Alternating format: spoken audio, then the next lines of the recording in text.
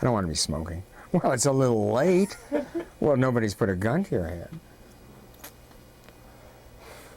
In 1955, there was a drive-in restaurant here in Las Cruces called Shamrock, and they used to do a remote from there. So my friends and I piled into a station wagon, went over there, and they said, hey, in this car we've got Ed Sullivan, Jackie Gleason, because I used to do these impressions. So I did those impressions, and the announcer said, you know, we could use you in commercials, and that's all I needed to hear. I went over to KGRT and helped them with commercials, and then I got my own show. My first show was on my birthday, my 16th birthday, August 6th of '56.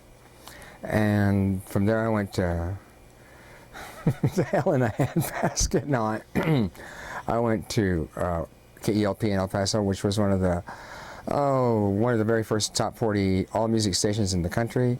And then I worked in San Diego in 1961, and nobody cares about this. But I came back because I noticed that in San Diego, at the time anyway, the Hispanics were like, Rodriguez, hi, I'm Jose Rodriguez. And the food didn't have any spice in it either. And I said, I got to get back here. So I called the old station in El Paso. I said, hey, I found a guy on the West Coast who wants to work in El Paso. And the program director said, you're kidding, who is it? I said, you're talking to him. And he said, why? I said, I'm craving it, you know. So he said, well, you can come back. We can't pay you anymore. I said, I don't care. I'm not, money doesn't make me happy. I found that out in San Diego. So came back, got the TV show in 1961. Came back on May 8th of '61, and TV show started in about June of '61, and it ran on ABC, well, the ABC outlet, all through the '60s, and in the '70s I was on the CBS Outlook, and in the '80s I was on the Fox affiliate.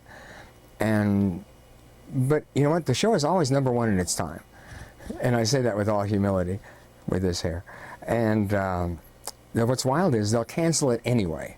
You know, it's like at the Fox affiliate, it was the #1 show of the whole week that they had, all 7 days, and they still took it off. And I always had a nagging suspicion it was because it was full of that element, those Hispanics, because, well, you know how they are.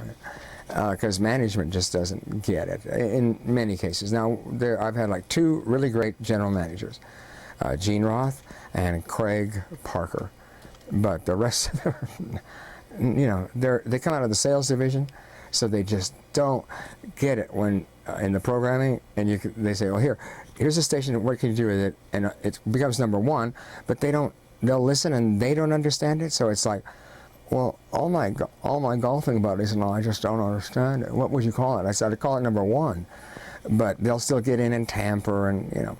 Anyway, enough negativity and hostility. Next question, please. All right.